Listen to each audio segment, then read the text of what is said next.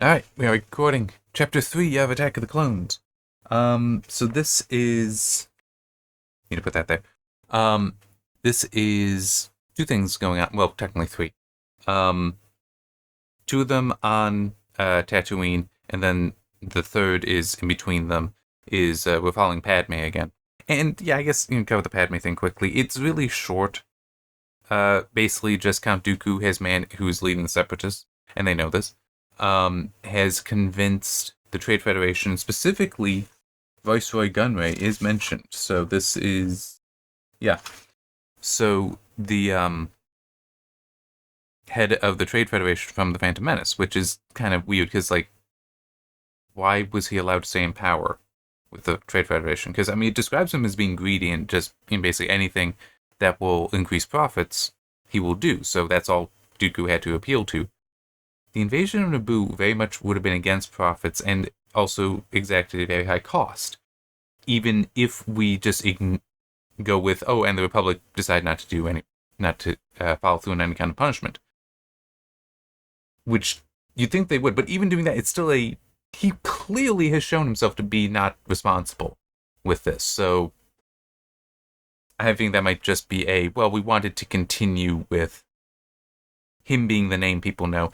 And also it is implied the history that he and Amidala would have could be an issue here and make the Separatists more likely to try to assassinate her, because mention of other assassinations is there. But it is also one of those things, yeah, but they don't want the Republic Army to be formed, which you are also against, so you think they'd actually be more tolerant of you staying alive, that they wouldn't necessarily want to go after you, even though she is also staunchly against the Separatists because nothing... It's like, basically, yes, the Republic needs to be reformed, but we need to do that within it, not outside of it. Which, it is also one of those funny things that technically, if the Republic doesn't have an army, doesn't have a military of its own, the Separatists could literally just say, we out, and not care that just we call their senators and just be like, no, we're done. We don't care. Because it is one of those things. This is also true with real life. We have international treaties, international law. It only has any meaning if there's power behind it. There are, it's like, I'm aware of like one treaty that it is actually all signatories of it. When they recognize that the treaty is violated, they are obligated to act on it, to stop what's going on there. And despite a report coming out that, oh yeah, it's happening, oh yeah, this is being violated, no one does a thing, because it only has as much power as the people willing to enforce it. So I mean, legitimately, is one of those funny things where it's like, here, the Separatists could just say, we're out, just cut themselves off from the Republic, be done with it, and the Republic has no ability to stop that. I said, what would they do? Be like, well, we'll fight you. It's like, you don't have a military. We'll refuse to trade with you. It's like, well, we're the Trade Federation. You need us. It's like, we're part of your economy. So it's like, you have to do this, and it's just, we're just not going to have to follow all your laws. I mean, it's a silly situation. Anyhow. But one thing that happens with that, I'm just trying to remember if there's anything else. Nothing really coming to mind. But one thing that's mentioned there is 2 weeks have passed. And I am going to talk more on that. But first we have to go back to basically same day as the end of Chapter 2. Which is, we're on Tatooine, and Clegane, Owen, and a bunch of other farmers are going out to attack the Tusken Raiders who had just raided the Lars farm and others. Right? Multiple have been attacked. Which, there's some issue there that I have, but we'll get to that.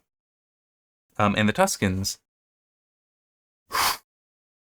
I was talking about in the previous chapter how persons are just evil. It is in their nature. Yeah, the Tusken Raiders are kind of demonstrated as that.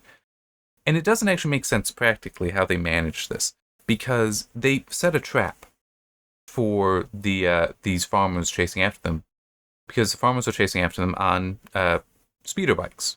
Why only speeder bikes, I'm not sure. But in any case, that's what they did. And the Tuskens pulled up a wire that would be at neck height for a man on a speeder bike.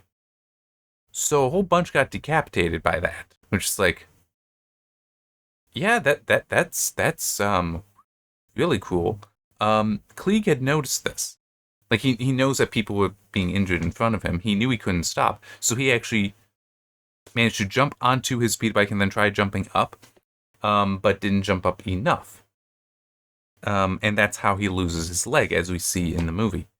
But despite that, and him then cartwheeling in the air a bit, he is still so filled with rage he doesn't even notice his wound for a while. A Tusken Raider starts to try to attack him, and yet no. He attacks the Raider and just starts choking him and then slamming his head against the ground and keeps going even after the resistance stops. He's very angry. Only thing that snaps him out of it is actually Owen going, "Dad!" And it does get a little weird in that, the cry alone brought Klieg from his rage. He dropped the Tusken Raider back to the ground and turned about to see Owen in a close battle with another of the Raiders. Now, at this point, he wants to try to get up to help his son, and now he realizes that his leg has been cut off. And that he's losing a lot of blood. He's trying to feel the pain, all that kind of stuff. Where, because initially after a grievous wound like that, and I'm pretty sure this is accurate, your body basically doesn't even recognize the injury yet, because adrenaline starts running, and also just the shock of it kind of prevents you from feeling it, but then you do start noticing, and then like a different kind of shock because losing a lot of blood. And this is where it gets weird, because then suddenly, one speeder bike just goes by, fleeing, but then another comes up by him and grabs him, pulls him up, and then he hears Owen. It's like, wait a minute, he was just fighting some dudes. How did he now get away from that in what seems like a moment? Get away from that, get on a speeder bike, and then come around to pick up his dad. It just, I get the whole, we're not following Owen's perspective, so we only know what Klieg knows, but it still is weird. That's like, as I said, this is like, in theory, a moment has passed, and Owen's situation has completely changed. Has completely reversed from being in a battle on foot to being on a speeder bike, being able to escape. And I'll also add one thing with this ambush. Yeah, so apparently the Tuskens managed to raise up a wire to cut off their heads, and then they were also around there and somehow jumped them. And it's how? I mean, it's just, where did they come from? And it's also this wire. Because if you're in a speeder bike, and it describes it as a farmer army, so it's potentially quite wide. So that would have to be a massive, massive length of wire, which is going to be heavy. You'd have to hold it very far out so that you're not seeing. I mean, it really doesn't actually make any sense logistically, physically, how you would build this. And then also that the Tusken Raiders are there so they can then attack, but they would have to swarm in for quite a time, potentially, to reach the center. So, yeah, it's one of those things. I'm just getting more and more into the technical side of it, and it's like it starts to fall apart. But I get the whole, we're trying to keep this, the simple points here are the Raiders were ready for them. And this is what they described, and it's like, it doesn't quite make sense this way, but whatever. It doesn't make sense in a way I don't feel I can hold it against it. It would be more of those, yeah, this is kind of poorly written, but you basically just wanted the Raiders were ready for them, and that's what you came up with. So, moving on from that, because I'm happy with most stuff otherwise, but then gets weird. Where, okay, so Owen manages to bring him back and is basically only and exclusively focused on getting back to the homestead where Beru is, so that Klieg can be taken care of, which presumably is she would be able to do something, or he would be able to, but it's like, that's the place we can do it. And it also mentions that there's only 2 others?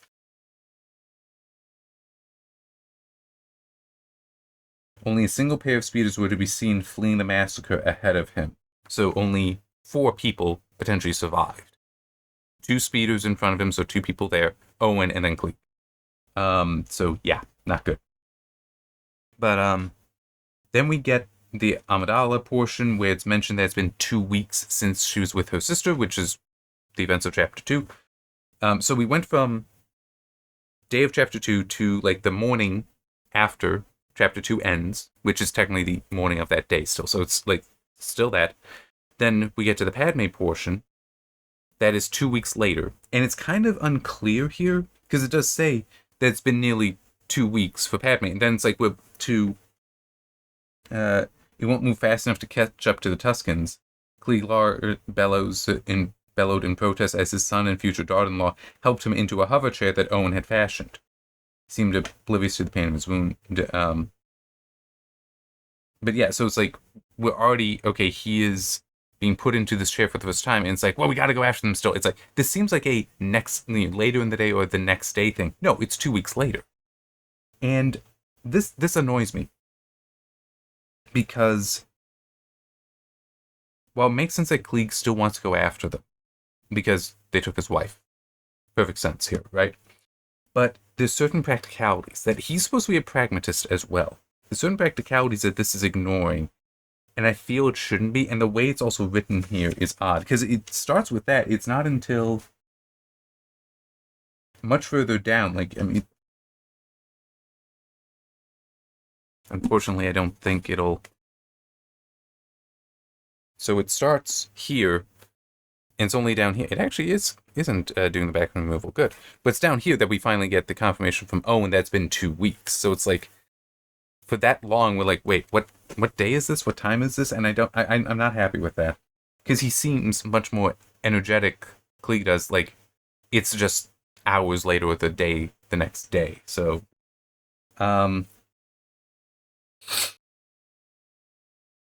it also does mention here, all the farms will be used in recovery from the ambush. So many families have been shattered from the attack, and even more from the rescue attempt. So it's like, have been shattered from the attack. This is interesting, because this implies then that Shmi wasn't the only one, well, shattered from the attack. So there were others that were attacked than the Lars homestead. Which actually has so many other meanings, because that means that it was a lot of Tusken Raiders. Because they likely would not have hit and just gone here, here, here, here, here.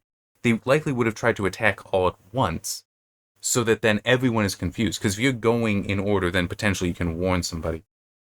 But also, you'd think that they would take more than just Shmi, that there would have been multiple captives. But there's no mention of any other, which I do find annoying, in addition to the 2 weeks thing, but it is also the whole that everyone's just trying to get over this because, you know, of how many people were then lost in the rescue attempt. It's like, okay, I just want to make sure if there's anything else there after it's mentioned that it's been 2 weeks. It's like, okay, a lot of things would have happened in those 2 weeks, such that Klieg would have known this, would have understand this, and potentially would have already reached the conclusion she's gone, really gone, much earlier. But instead, we're getting like, oh, it's been 2 weeks. No. Because it was mentioned previously that Mos Eisley has a police force that will deal with the raiders. So this would have been the farmers are very excited because they've been attacked. So it's like, okay, we're going to chase after them, deal with them ourselves. That didn't work. They get back. They treat what wounded they can. They then, at that point, you'd think would bring in the Mos Eisley police. Potentially also at least one doctor. Klieg is going to need it. So bring them in. You'd think that at that point, the Mos Eisley police would come as well and go after the Tuskens, potentially not find anything. That's fine. But still do that, come back, and then are talking with Klieg about all this, figuring things out. It's like, you're going to have that amount of processing there. And also the whole, how's he going to get up and around? Well, hover chair or we give you a mechano leg. You're not turning me into a half-droid. Okay, it's the hover chair then. That should be happening much faster than 2 weeks. So, I think the 2 week thing, I think it was in Chapter 2 is mentioned that Padme had to go back to Coruscant in the next couple weeks. So I think that we have this 2 week leap so that we're closer to when she is supposed to go there, but on Tatooine, it makes no sense. It doesn't make any sense. So, and also, they're using the Padme moment here to separate out Tatooine day of Chapter 2 and Tatooine 2 weeks later. So that has to constitute it. And it says it's been 2 weeks. So it's, yeah, I do not like the timeline, how they have us moving through the timeline here. Because there's also the whole, these other families that were attacked. And it's like, you could have spent some time, actually a fair amount of time, just talking through that.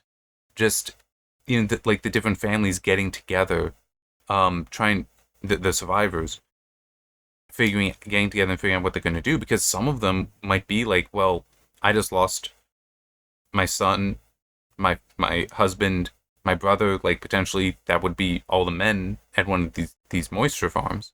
I've just lost them all. It's me and a daughter, or me, a daughter, and daughter. Like, that's it. We can't manage the farm on our own. So it's like, what we have to, like, go into Mos Eisley and figure out a new way to live there. I was like, you could see something like that, such that then Owen, being potentially one of the few grown men there still alive, could potentially, and Klieg even if he is without the leg, he still has the management skills. I could believe you'd have something where it's like, they start taking over other farms, not because like they're taking advantage of the situation, but in a way it would be more so they are being taken advantage of because they're the ones that can do this. And like, trying to figure out how they can keep the community together. It's like, you could really spend some time on that. That would be interesting. You could also potentially have it, because like Baru is from Mos Eisley. Potentially there might be other people from Mos Eisley that are relatives, where it's like, we need you to come back home because if you don't, then we have to give up the farm, kind of thing. I mean, like, you could really explore that, and that would help bridge that 2-week gap. And you could also have it where they're doing that, people coming and talking to Klieg, figuring things out, because he's a patriarch, and because of how many other patriarchs have potentially just been lost, how many family patriarchs have been lost, he might become the community patriarch. So they're coming to him, asking him for help, asking for advice, and you could then have him being in this like dual mode, the duality man kind of thing, where he's thinking about, yes, I'm helping you, here's the answers you need to know, but then every time they leave, he's immediately coming up with plans for how he can go after Shmi, go after the raiders to rescue Shmi. And you could have that back and forth, so that then when he's finally well enough, and also then the reports from the police come in, and then once he's well enough to like get into the chair, at least at that point you could then have it where he's like, all right, let's go, and Owen's like, it's been 2 weeks, Dad, we can't, there's no way we'll find them again, they're gone. So you could have that where it's like he's accidentally essentially been building up his ability to move on, has been processing through this, just not intentionally doing that. And then like it finally really hits him that no, he can't, and that now he has these additional responsibilities here that are going to hold him there. So then it's also, he is split because he's a pragmatist by nature. This has already been talked about. So he understands he has to stay there. He has these responsibilities that he cannot give up. But on the other hand, he still has that deep desire to go after his wife. It's like, you could have done that, which would make, it wouldn't mitigate, it would remove that 2-week leap, because you're building it up. It's making sense here. You get the whole of the timeline, not things that should have been happening the day after that. Instead of getting all that and just being like, all of it 2 weeks later. No, you're getting it throughout. And you could even do that with just, a time skip on Tatooine to like the next day, like the police coming in, talking to him, the doctors there, whatever. You can have that going on. And then like the first of the other farmers coming in and talking to him. So you're setting up now how he's dealing with all of that. And then you can cut to Padme.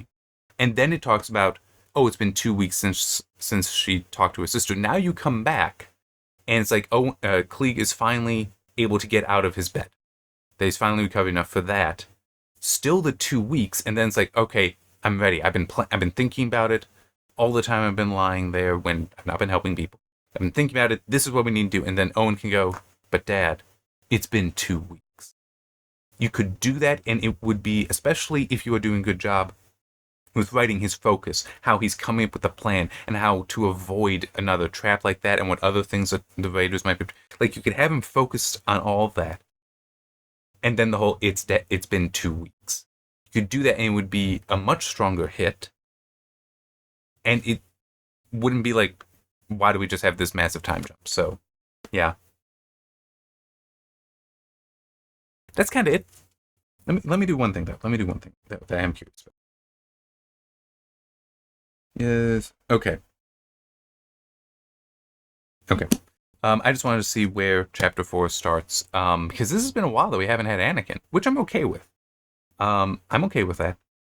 It is odd, but it is one of those, sometimes you have to spend time away from who is presumably the protagonist. But it looks like Chapter 4 is starting with Padme returning to Coruscant, which has been set up in this chapter because we are talking about, how to secure her, how to secure her there. And it's actually kind of funny because Panaka is there and he's talking with his nephew who's like in charge of her security detail. And Padme's like, I really don't like it when you talk about my security as though I'm not here. And Panaka just says, when we're talking about your security, you're not here. It's like, no, it doesn't matter what you say. We take care of the security. That's our responsibility, not yours. And it even does say that she wants to rebuke him, but it's like, he's right. I can't say anything. So that was a nice moment. But yeah, so it's like now we're finally getting to the point of where I'm pretty sure the movie does start with her arrival and the ship being destroyed. It's like showing the assassination attempt there.